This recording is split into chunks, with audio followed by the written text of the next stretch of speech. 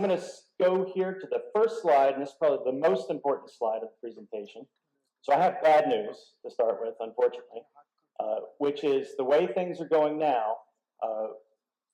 If we don't do something different, it's going to get to the point where it's not going to make sense to use IT equipment, not computers or networks or anything. The people attacking these systems are going down dramatically. And the cost of defending these systems is going up dramatically. What's happening is we're essentially training the bad guys. So everything that goes on in security, the bad guys watch. And so when you join the internet, for example, you're essentially connecting yourself to every other computing device on the planet, which is kind of a scary proposition, to detect people and pull them out of our networks, pull them out of our machines. We have new technologies coming up all the time. So every time a new technology springs out, we have to think, well, how do I secure this one? Because we don't compute or network with formal systems in a mathematical sense. I'll talk about some math later, but not too much. This is not a math talk. We think that if we collect big data, if we gather up lots of information, and we think that if we apply very intelligent algorithms, machine learning algorithms, we think that, oh, AI is going to solve our problems for us. And the reality is that there's actually something called the curse of dimensionality that works against us. And it requires us, the more smart our algorithms become, the more data they require. And that data requirement actually grows faster than the data that we have. So in the past, so I'll go back in the 80s, computers were new, at least for many of us. Big ones have been around for a while, but the personal computers, the ones that, you could get your hands on something, that was new, and they were hard to use. And as a result of it all being new, there was this push by the developers of this software and these hardware systems to make them as easy to use as possible. There wasn't documentation on these things. There may have been somewhere, but the problem was there wasn't an internet, there weren't cell phones. To learn how to use something, you had to go get a physical printout from somewhere, or you had to interact with the system itself, and it had to tell you what to do. So, for example, a lot of these systems had help commands. You could type in help, and it would spit out some online documentation to give you some ideas about what types of commands. And so, from a good user perspective, you needed that so that you could interface with these new systems that did things that were very novel at the time. From a bad guy perspective, those were instructions on how to get into the system and how to do things. A computer to get into, and you could do so anonymously. You could use this online help system to help you navigate the system and do whatever it is that you wanted to do. So the message here is that we have come from a place where machines were hard to use, and we tried to make them as easy to use as possible. And in doing so, and trying to do what we thought was best for the users, we actually made it easy for other people to get into those machines who didn't belong. And so every time you needed to expand, add a new function, you had to stick it on to what was already there. So today networks, we have switches, and you can just plug in a cable, an RJ45 jack, and just add a new computer. Back then, there were these coaxial cables, which had the signal on the center and then a shielded wire wrap around the outside that was all wrapped in plastic. And if you needed to add a computer to your network, the signals went down this one single cable. And if you needed to add a computer to your network, you had to cut this cable physically, insert a tap in between it that made a T, and then put that T into the next computer. And then all of these computers had to share the same bus. So not only were you cutting the cable and adding something to some system that was already in place, but you were also taxing the system by the new system that you added had to share that same cable for the data transmission. It was a bus. And so there were only so many computers you could stick onto this before you had to figure out something else to do and expand it. And this is an example of growing through accretion. We're just sticking something on. And when somebody, a tech, had to go and figure out where they're going to make that cut, they didn't necessarily know where the best place was, and so they'd make a cut. And then you might have to swap out cables later. Intel processors went through a similar growing phase. Intel's architecture did not naturally grow. There wasn't an easy way to take the Intel architecture for the chip and say, oh, now we're going to support 16 program. 16-bit programs. Oh, now we're going to support 32-bit programs. That wasn't built into that. So there was this clunky thing called segments. And so you actually, when you wrote machine language for these chips, you had to worry about memory segments that actually overlapped. And this overlapping was an artifact of this segment register that you used. For Intel to support future programs and be backwards compatible, it had to grow through accretion. It had to add things to its chip that didn't necessarily break the old things, but allowed you to do new things. Windows did the same thing. So the Windows 2, the Windows 3.0, the Windows 3.1, 3.11, I don't know if anyone remembers those, but it was a similar issue. They needed to try to preserve the look and feel of the graphical desktop while adding new features without breaking the old ones, because what do your users do if you break something that was backward compatible, right? You get all these calls and they say, hey, why isn't this working anymore? Eventually, people got the idea that security is a problem. Now, security was actually a problem long before you saw it in media. The word was, if you want to hack, the first thing you do is you go to a university, either physically or remotely. You break into their computers. And if you break into their computers, they're very easy to break into because the university folks didn't care much. They wanted everyone to be able to use the compute resources. Once you were there, you could use that as a launching pad to break into whatever else. Eventually, people did realize that security is a problem. But in World War II, something really interesting happened. Radar was invented. Radar was used. World War II, with radar, they lost control of the background signal, of the background noise. With radar, you've got the sky as your background, and your sky changes. There could be clouds, there could be other aircraft, or birds, or dirigibles, or whatever in the sky. There could be weather conditions. And so the signal detection, the science of signal detection, and the mathematics of signal detection had to evolve from this idea of, oh, we know what the background looks like, to we're not sure what the background looks like. Sometimes you make errors and you miss something that you should have caught, or you get a false alarm, a false positive. So these ideas should sound similar with today's detection systems. So today's detection systems are coming from this history. Now, this is your crash course in artificial intelligence and machine learning. So let's say we have a problem. And the problem is that we need to tell somebody how to tell apart the triangles from the squares on the left side there. Give them precise detail of what a triangle looks like, because those triangles might be rotated also. And that's a hard problem. Instead, what we can do is we can draw an imaginary line and say, okay, look, it's really, all the triangles are going to be on one side of the line, and all the squares are going to be on the other side of the line. That's all you have to do.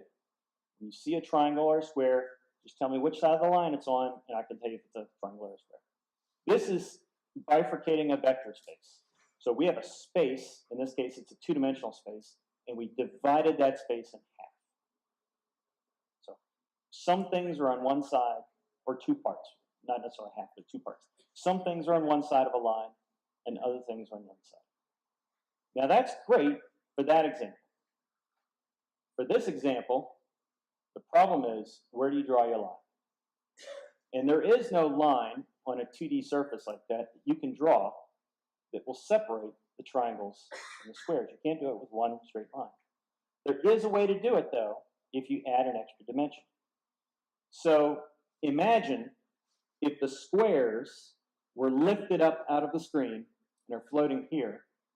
So the same relative positions in these two dimensions, but they're out here, and all the triangles are back here on the screen.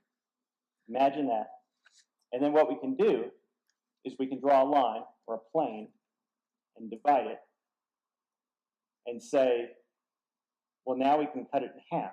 The image on the right, when we brought them out, we added an extra dimension.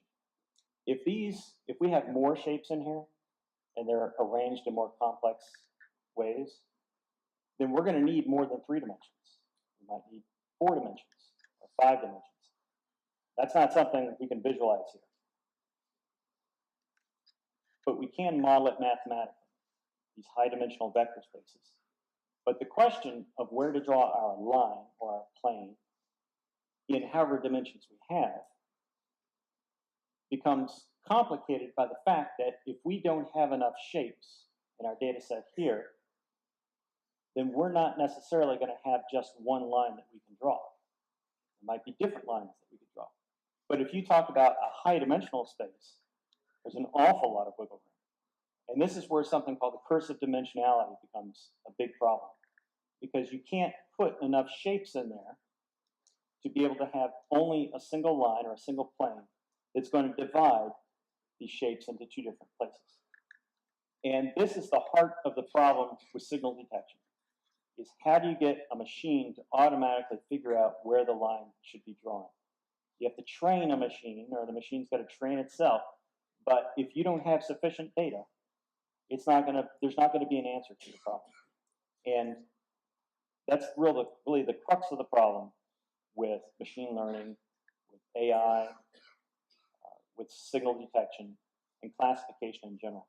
Eventually, we run out of money. We run out of resources because the cost of attack goes so low, the cost of defense goes so high, and there's not a good ending to that story. The issue is not cybersecurity. You might say the issue is crime, maybe. You might say the issue is warfare, maybe. But it's really all about one entity or agent, something, a machine or a person, establishing control over another person, entity, agent, machine, whatever. So our notion of cybercrime is really all about control. It's about somebody getting in and controlling your computer or your network and making it do what they want it to do. Now, there is what I would consider a myth that I'll speak on. And it's the myth that there are these different kinds of cybersecurity attacks, and depending on what kind of cybersecurity attack it is, you need to do different things. And that's kind of true, but for the most part, I don't think it is. Because really, first and foremost, it's about control. Ransomware gets tremendous media attention. The reality is that if you look at all the threats in the world, the threat of ransomware is actually not that prevalent, but it gets a lot of media attention. And I've heard people ask me questions like, well, how do you stop this ransomware attack? And it's really the same answer as how you stop any cyber attack. Well, don't let the adversary take control of your machine. Because if they don't have control of your machine, they're not going to make it do what they want it to do. They're not going to make it encrypt your files. They're not going to make it lock your doors or whatever. So keep them out, right? Don't let them establish control. It's the pillar that ties cybersecurity to many other fields, like criminal investigation and warfare. It makes them all the similar kind of subject. The issue of going to the university first is that if you have a machine and you're at home with it, a computer, you don't necessarily want to use your computer to do whatever it is you want to do, right? Because you want to be anonymous, or maybe you have a computer that's not very powerful and you want to do something more powerful. So you go to a university because the university has better computers. They're better connected. They're more powerful. They're available all the time. And so from an attacker perspective, you want to assert control over those university computers, and you want to make them into your resources. Now, from a university perspective, let's say you're there and you're managing all those computers, you lose if somebody comes in and takes control over that computer. You think that you're managing that asset, but if someone actually comes in and seizes control over that computer, you don't have that asset anymore. It's not really your asset. You think it is, but it's not, because they can make it do whatever they want. Once you seize control of something, you want to use that as a launching point and increase your span of control. Because what happens if you lose one of those machines? What happens if a network connection goes down? You might lose it because somebody finds you out. You might lose it because somebody turns it off. You might lose something because of a natural disaster. You want to assert control, and you want to increase that thing R. And the more you know about it, the more you can control it. Again, this is a concept. It's not just cybersecurity. This applies to many different areas.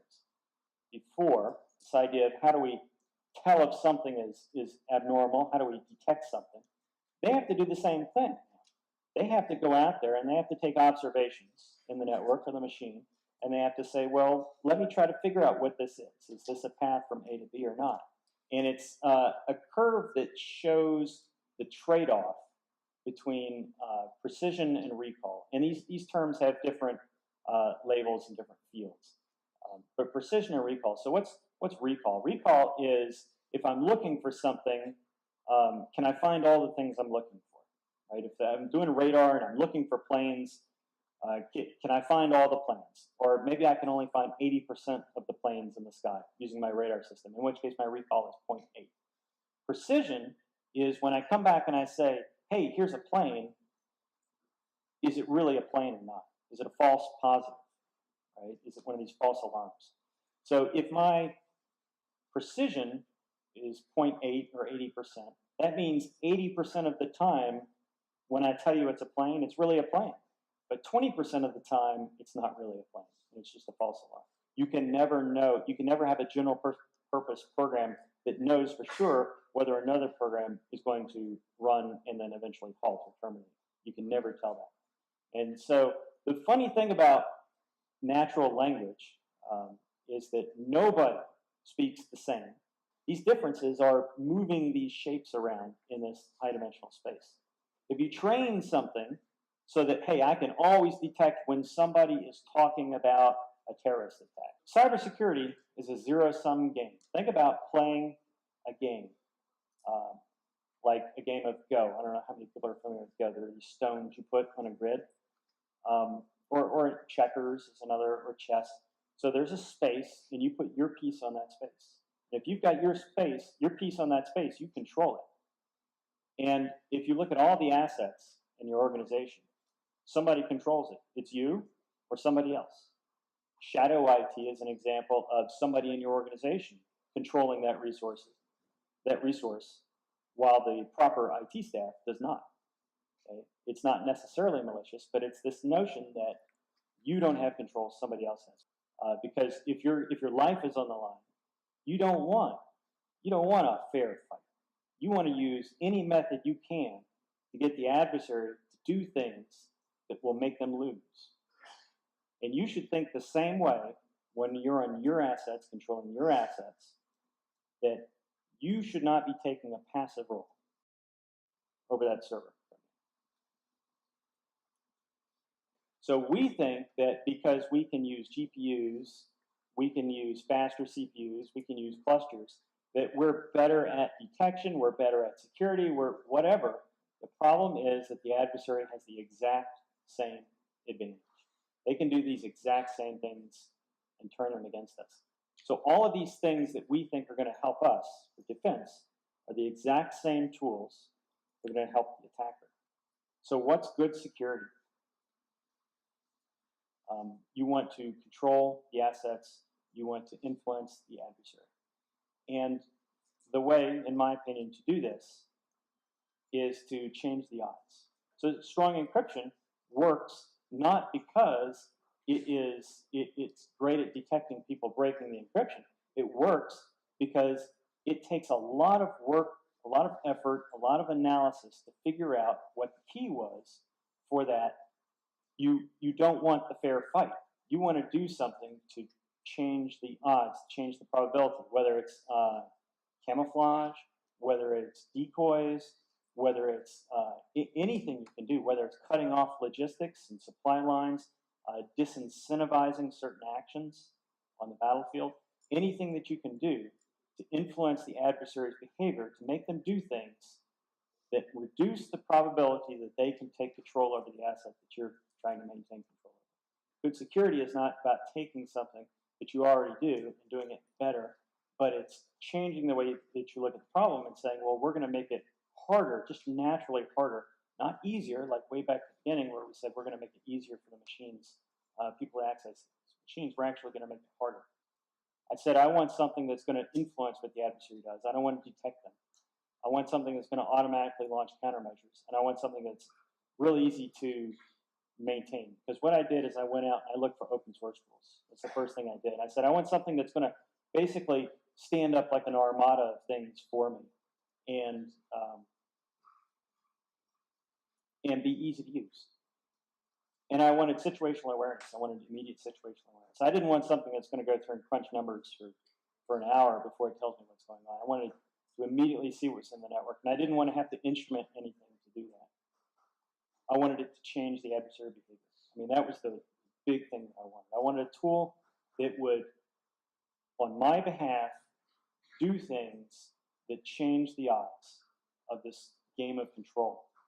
Once I can get the adversary to take moves, I can immediately say it's not a detection issue, but it's saying that I got them to step on this spot. I got them to go into that spot, and I knew that whoever was going to go into that spot was somebody that I tricked to go there. It's this notion of tricking them into doing things. We take this idea of detection, we kind of show why detection fails ultimately, and this notion of if you can control the adversary's behavior, how is it that you can almost guarantee that you're going to win as the defender every time if you somehow assert control over the adversary? And again, thank you very much for the opportunity to speak here.